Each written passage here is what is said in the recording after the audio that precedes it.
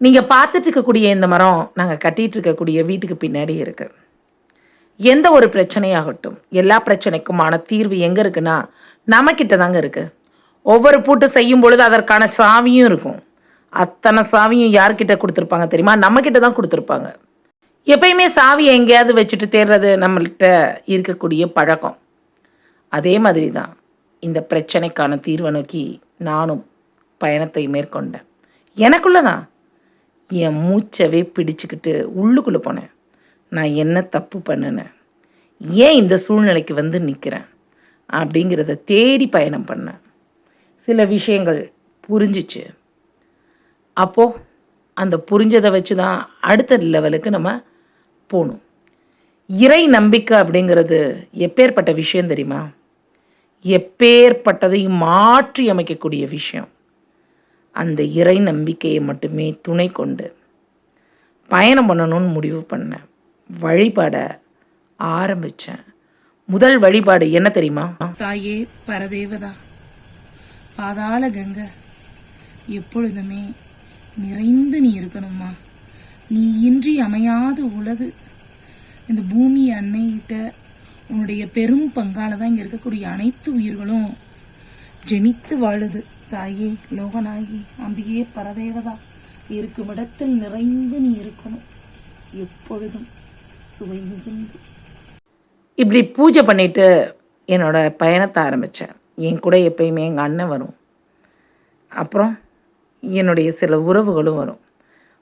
போன இடம் எங்கே தெரியுமா? ராகவேந்திரர் மந்திராலயம். என்னோட ராயர்கிட்ட தானே உரிமையாக போய் கேட்க முடியும், என்ன ராயரே பிரச்சனை அப்படின்னு. சில விஷயத்தை புரிஞ்சுக்கிட்டேன். இவ்வளோ நாளும் பார்க்காத அவருடைய பிருந்தாவனத்தை வேறொரு கண்ணோட்டத்தில் பார்த்தேன். அவர் எந்த திசையில் உட்காந்துருக்காரு, அவருக்கு முன்னாடி யார் இருக்காங்க, அந்த கட்டட அமைப்பு எப்படி இருக்குன்னு. யூபிவிசி விண்டோவை எங்கே பார்த்தேன்னா, நாங்கள் ராயருடைய பிருந்தாவனத்தில் தங்கியிருக்கும் பொழுது அங்கே இருந்த ரூமில் தான். ஓ, இப்படியெல்லாம் கூடவா விண்டோ இருக்குது, நல்லா இருக்கேன் அப்படின்னு அந்த கம்பெனி நேமெல்லாம் குறித்து வச்சுக்கிட்டேன். அவருடைய பிருந்தாவனத்தை பிரதட்சணம் பண்ணும் பொழுதே எனக்கு நில அளவைகளுக்கான அறிவு கொஞ்சம் கொஞ்சமாக புரிய ஆரம்பிச்சிச்சு.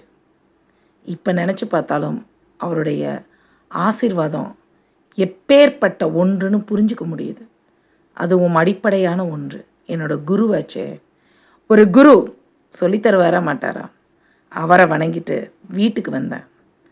அதுக்கப்புறம் என் தர்மசாஸ்தா, அப்பா நான் எடுக்க போகிற இந்த காரியத்தில் எந்த நிலையிலையும் தர்மத்துக்கு புறம்பா போகவே கூடாதுன்னு அவர்கிட்ட வேண்டிட்டு போகிற பாதையில் எனக்கு கவசமாக வரணும்னு சண்முக கவசத்தையும் பாடினேன். சண்முக கவசத்தை பாடும் பொழுதே எங்கள் தாத்தா எழுதின சீருடை ஆரியனேங்கிற பாட்டு எனக்கு துணையாக இருந்தது. கட்டின கட்டடத்தை விட்டு வச்சுருக்கோமே, அதை முழுசாக ஆரம்பிக்கணுமே அப்படிங்கிறதுக்காக அந்த பாட்டை பாடி இன்னும் பயணத்தை தொடர ஆரம்பித்தோம். தொடர்ந்து போல விட்டு விட்டு தான் போனோம்.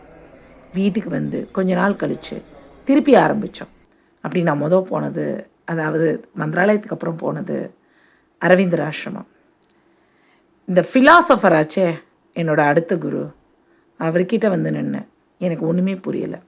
வாஸ்து என்னென்னவோ சொல்கிறாங்க, இதெல்லாம் பற்றி நீங்கள் என்ன எழுதியிருக்கீங்கன்னு கூட எனக்கு தெரியலை, ஏதாவது எனக்கு சொல்லுங்கள், எனக்கு புரிய வைங்கன்னு சொன்னேன். அப்புறம் எங்கள் மீராமா கட்டியிருக்கக்கூடிய இந்த கட்டட அமைப்பு, அவங்களோட பால்கனி எப்படியெல்லாம் கட்டியிருக்காங்க, எப்படியெல்லாம் வெளிச்சமாக இருக்குது, என்ன மாதிரி கலர் கொடுத்துருக்காங்கன்னு பார்த்தேன். அதுக்கப்புறம் நேராக என்னோடய வள்ளலார்கிட்ட வந்துட்டேன். எங்கள் ஐயா, அவர் மறைஞ்ச சித்தி வளாக திருமாளிகை, அதோடைய அமைப்பு, முந்தி இருந்த அமைப்பு எல்லாத்தையும் உள்வாங்கினேன், அதோடைய நிறம் எல்லாத்தையும். அதுக்கப்புறம் அவருடைய சபையுடைய அமைப்பு, அவர் என்ன மாதிரி கட்டட அமைப்பில் அதெல்லாம் கட்டியிருக்காருன்னு உள்வாங்கினேன். உங்களுக்கெல்லாம் ஒரு விஷயம் தெரியுமா? அக்னி மூலன்னு சொல்கிற இடத்துல தான் எங்கள் ஐயா குளத்தையே வெட்டி வச்சுருக்காரு. அப்புறம் அவர் என்ன மாதிரி சபை வச்சுருக்காரு, அந்த சபையுடைய படிகளுடைய எண்ணிக்கை என்ன, இதெல்லாத்தையும் உற்று கவனிக்க ஆரம்பித்தேன்.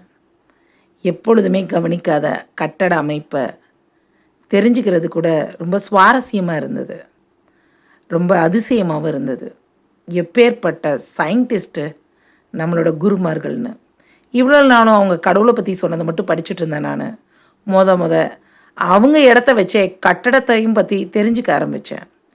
என்ன மாதிரி விளக்கு வச்சுருக்காங்க, எப்படியெல்லாம் இருக்குங்கிறதெல்லாம் உள்ளார்ந்த உணர்வு நிலையில் உணர ஆரம்பித்தேன். என்னோட வழிகாட்டி விநாயக பெருமானை தரிசிப்பதற்காக திருநாரையூர் திருத்தலத்துக்கு போனோம். நம்பியாண்டார் நம்பிக்கு அருள் புரிந்தவர், ராஜராஜ சோழனுக்கு திருமுறைகளை காட்டி கொடுத்தவர்.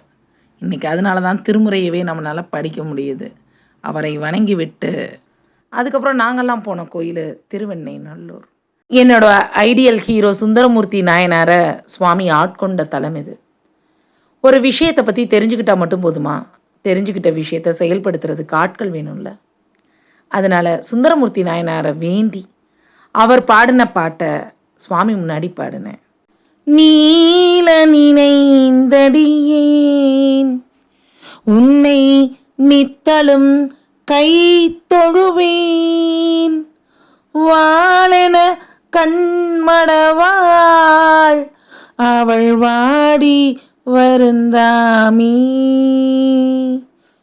கோளிலி எம்பெருமான் குண்டையூர் சில நெல்லுவெற்றேன், ஆளிலை எம்பெருமான் அவை அட்டி தர பணியே. குண்டையூர் முழுவதும் மழை மாதிரி பொழிந்த அந்த நெல் மணிகளை அள்ளி செல்வதற்கு, அதை கொண்டு வந்து சேர்ப்பதற்கு ஆட்களே இல்லாமல் இருப்பாங்க. அதனால் கோளிலி அப்படிங்கிற திருத்தலத்திலிருந்து இறைவனை நோக்கி சுந்தரமூர்த்தி நாயனார், என்னோட ஐடியல் ஹீரோ, பாடின பாட்டுங்க அது. இந்த பாட்டை தான் பாடினேன். பாடி அங்கே நெல் கிடச்சி அதை எடுத்துகிட்டு வர ஆள் இல்லை. இங்கே எனக்கு நிலம் கிடச்சி எங்களுக்கு வீடை கட்ட ஆள் இல்லைப்பா அப்படின்னு பாடிட்டு அடுத்த திருத்தலமான திருவதியை நோக்கி பயணம் பண்ணோம். எங்களுடைய நாவுக்கரச பெருமானுக்கு இறைவன் அருள் புரிந்த தலம். அந்த தலத்தில் நம்மளுடைய நாவுக்கரச பெருமானை வணங்கிட்டு பிரச்சனையோட தீர்வுக்கு அடுத்த பாட்டை பாடணும். முன்னம் அடியேன் அறியாமையினாள் முனிந்தென்னை நலிந்து முடக்கிட, பின்னே அடியேன் உமக்காளும்பட்டேன் சுடுகின்றது சூளை தவிர்த்தருளீர், தன்னை அடைந்தார் வீணை தீர்ப்பதன்றோ, தலையாயவர் தன்கடன் ஆவதுதான் அன்ன நடையார் அதிகை கெடில வீரட்டான துறை அம்மானே. சூளை நோய் தீர்வதற்காக நாவுக்கரச பெருமான் பாடிய பாட்டு இது. இந்த பாட்டை பலமுறை பாடியிருந்தாலும் இந்த முறை பாடினது நான் அனுபவிச்சுட்டு இருக்கக்கூடிய வேதனை தீரணும். முன்னாடி நான் அறியாமையினால் செஞ்ச விஷயத்தால் நான் பெரிய கஷ்டத்துக்கு மாட்டிட்டேன். அதுவும் அது என்னை நலிய வச்சிட்ருக்கு, என்னை முடக்கி வச்சிருக்கு. என்ன செய்கிறதுனே தெரியாத அளவு இக்கட்டான சூழ்நிலையில் இருக்கேன்ப்பா. ரொம்ப கஷ்டமாக இருக்குது. நான் என்ன பண்ணேன்? சுடுது. எது சுடுதுன்னா என் உள்ளம் சுடுது. நான் செஞ்ச தப்பை நினச்சி நான் வருத்தப்பட்டுக்கிட்டு இருக்கேன். நான் என்ன பண்ணேன்? தன்னை அடைந்தார் வினை தீர்ப்பது தலையாயவர் தன்கடன் ஆவது தான். நம்மளை யாராவது தஞ்சோன்னு அடைஞ்சிட்டாங்கன்னு வச்சுக்கோங்களேன், அவங்களுடைய வினையை தீர்க்கிறது நம்மளோட பொறுப்பு இல்லை அப்படின்னு பொருள் வரும். அது மாதிரி உன்னையவே தஞ்சோன்னு அடைஞ்சிட்டேன். இப்போ நான் என்ன பண்ணணும்? எல்லாத்தையும் நீயே பார்த்துக்கோ அப்படின்னு அப்பர் சுவாமிகள் பாடி அந்த பாட்டை மனதிலே நிறுத்தி மனமுருகி பாடி என் வேதனைகளை ஒவ்வொன்றாக இறைவனிடம் முறையிட்டுக்கிட்டே வந்தோம். அற்புதமான வழிபாட்டு முறை எதுனா அருளாளர்களின் வழி. அந்த வழி தனி வழி. அப்படிதான் நாங்கள் அடுத்த திருக்கோயிலுக்கு போனோம், சீர்காழி. எங்களுடைய ஞான சம்பந்த மூர்த்திக்கு எங்களுடைய உமையவள் ஞானப்பால் ஊட்டிய இடம் இந்த திருக்குளம். இங்கே ஞானசம்பந்தர் பாடிய அற்புதமான பாடல் இடரினும் தளரினும் அந்த பாடலை தான் பாடணும். வாழினும் சாவினும் வருந்தினும் போய் வீழினும் உணகளள் விடுவேன் அல்லேன். தாழினம் தாடம் பூனல் தையங்கு சென்னி பொழில மதி வைத்த புண்ணியன்னே. இதுவோ எமை ஆளுமாறு ஈவதொன்றெமக்கிள்ளையேல் அதுவோ ஊனது இன்னருள் ஆவடுதுறை அரண்ணே. இந்த பாட்டை பாடின உடனே என் மனசுக்குள்ள தேங்கி இருந்த கண்ணீர் அருவியா கொட்ட ஆரம்பிச்சிருச்சு. அவ்வளவு அழுக பிரம்மபுரீஸ்வரர் முன்னாடி தேமி தேமி கதறி கதறி. எல்லாரும் நினச்சிருக்கலாம் வீடு பாதியில் விட்டதுனால அழுதுருக்கான்னு. ஆனால் கண்டிப்பாக கிடையாது. இறைவா உன்னை நான் மறந்துட்டேனே. இந்த பாடல் முழுவதும் எப்படி இருக்குன்னா, நான் உன்னை மறக்கலையே, எப்பயுமே உன்னையவே நினச்சிட்டு இருந்தேனே, உன்னுடைய திருவடியை மட்டுமே நினைத்து கொண்டிருந்தவளாச்சே அப்படின்னு பொருள் வருகிற மாதிரி ஒவ்வொரு அடியுமே இருக்கும். உன் திருவடியை நான் மறந்து விட்டேனே இறைவா. இந்த வீடு உனக்காக கட்டுறோன்னு நினச்சிட்டு உன்கிட்ட வரக்கூடாதுன்னு நினச்சேனே, எவ்வளோ பெரிய தப்பு. பிரம்மபுரீஸ்வரா, கட்டுகின்ற இந்த அனுக்கிரகம் ராஜமாதாவுக்கான அரியாசனம் அப்படின்னு சொல்லிட்டு எங்கள் அண்ணனை பார்த்து, அண்ணன் இது இந்த அரண்மனை உங்களோடது, ஆனால் அரியாசனம் என்னோடது அப்படின்னு சிரிச்சுக்கிட்டே சொல்லிட்டு ஒரு வித தைரியத்தோட அங்கேருந்து கிளம்பணும். சுந்தரமூர்த்தி நாயனார் சுவாமியை நண்பனை பார்த்தாரு. அப்பர் சுவாமிகள் தலைவனை பார்த்தாரு. எங்களுடைய ஞான சம்பந்தரோ தந்தையை பார்த்தாரு. மாணிக்க வாசக பெருந்தகை குருவை பார்த்தாரு. ஆனால் நானும் சுவாமியை பிள்ளையாக பார்க்குறேன். எனக்கு என்னவோ என் மனசெல்லாம் அவனை பார்த்தா குழந்தையாக தான் தெரிகிறான், எந்த கோயிலுக்கு போனாலும். அதனால் எனக்கும் அவனுக்குமான உறவு ரொம்ப அழகானது. எங்கள் வீட்டில் இருக்கக்கூடிய சுவாமி என் காலத்துக்கு அப்புறமும் எங்கள் அண்ணன் காலத்துக்கு அப்புறமும் எப்பயும் இருக்கணுங்கிறதுக்காக தான் அந்த வீட்டை கட்டுறோன்னு நினச்சேன். பெரிய திமிர் இல்லை, இந்த ஆணவத்தோடு இருந்தால் எப்படி அந்த செயல் நடக்கும்? அந்த ஆணவம் தொலைந்த இடம் எதுனா சீர்காழி. நம்மெல்லாம் சாமிக்கு பண்ண முடியாது, சாமி தான் நமக்கு பண்ண முடியுங்கிறத உணர்ந்தேன். அதனால தான் அவங்கிட்டயே அவனோட பொறுப்பை ஒப்படைச்சிட்டு அடுத்து நாங்கள் போனது திருப்பெருந்துறை.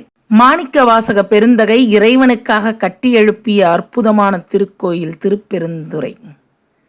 அவர் சுவாமிக்கு கட்டலாம், சுவாமி நமக்கு கட்டுவார் அப்படிங்கிற தெளிவு எனக்கு அங்கே தான் கிடச்சிச்சு. இன்னும் ஆழமாக அந்த நிம்மதியோட அடுத்த பாட்டை பாடணும். வெறுப்பனவே செய்யும் என் சிறுமையை, வெறுப்பனவே செய்யும் என் சிறுமையை நின் பெருமையினால் பொறுப்பவனே. அரா பூண்பவனே, பொங்கு கங்கை சடை செருப்பவனே, நின் திருவருளால் என் பிறவியை வேறறுப்பவனே. உடையாய் அடியேன் உன் அடைக்கலமே. என்னுடைய மனநிலைக்கு தகுந்த பாடல் வரிகளை எங்கள் மாணிக்க வாசகர் எனக்கே எழுதின மாதிரி எழுதிட்டார். வெறுக்கத்தக்க செயல்களை செய்யக்கூடிய சிறுமையை உடையவளாக நான் இருந்தாலும் இறைவன் எப்பேற்பட்டவன்னா அவன் பெருமையால் பொறுப்பவன். ஏன்னா அவன் கருணாமூர்த்தி. எவ்வளோ பெரிய தப்பை பண்ணிட்டு அவன் முன்னாடி நிற்கிறான், கொஞ்சம் கூட கோவப்படாமல் புன்னகை ததும்பி என்னை அரவணைக்கக்கூடிய வள்ளல் அவனையன்றி யார் இருக்கா? அட்ட வீரட்டானத்தில் பயணத்தில் சுவாமிக்கு எது பிடிக்காதுன்னெலாம் நம்ம பார்த்துருப்போம்ல. அந்த பிடிக்காத விஷயங்களை நான் பண்ணியிருந்தா கூட என்னை அழிக்காமல் என் தவறுகளை மாற்றியமைத்த அற்புதமான இறைவனை என்னவென்று புகழ்வது? எப்பேற்பட்டவன்! மாணிக்க வாசக பெருந்தகை சிவபுராணத்தில் சொல்கிற மாதிரி தான், பொல்லா வினையே புகழுமாறு ஒன்றறியேன் அப்படின்னு. அப்படிப்பட்டவரே அந்த மாதிரி சொல்லியிருக்காருன்னா நான் ஏமாத்திரம்.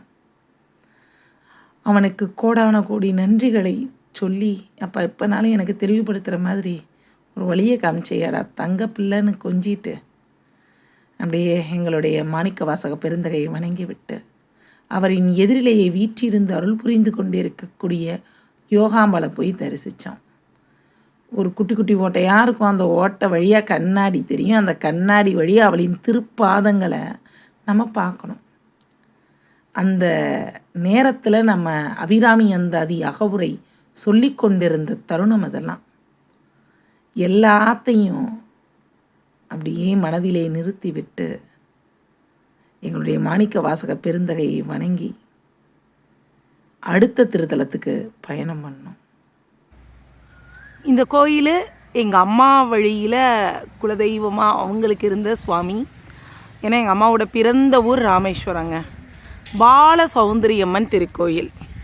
இந்த கோயிலுக்கு தான் நாங்கள் ராமேஸ்வரத்துக்கு வந்திருக்கோம். அந்த திருத்தலத்தை முடிச்சுட்டு நாங்கள் வந்த கோயில் உலகநாயகி அம்மன் கோயில். தேவி பட்டணத்தில் இருக்கக்கூடிய இந்த திருக்கோயிலில் 51 சக்தி பீடங்களில் ஒன்றா இருக்கக்கூடிய இந்த திருக்கோயிலில் வந்து படுத்து தூங்கியாச்சு. எவ்வளோ நிம்மதியான தூக்கம் தெரியுமா? அப்பப்பா எல்லா பிரச்சனையும் முடிச்சாச்சு, எல்லா பொறுப்பையும் கொடுத்தாச்சு அப்படின்னு தூங்குறப்ப தான் தெரிஞ்சுக்கிட்டேன், இவ்வளவு நேரம் போனதெல்லாம் நான் உருவாக்குன வினை. ஆனால் உருவாக்கி வச்சிருக்கிற வினையிலிருந்து மீளணுமே, அப்படி என உருவாக்கப்பட்ட வினை. அப்புறம் ஒரு வீடை சாமியே கட்டி கொடுத்தாலும் மற்றவங்களாம் நம்மளை பயமுறுத்துவாங்களா மாட்டாங்களா? இது இப்படித்தான் இருக்கணும்.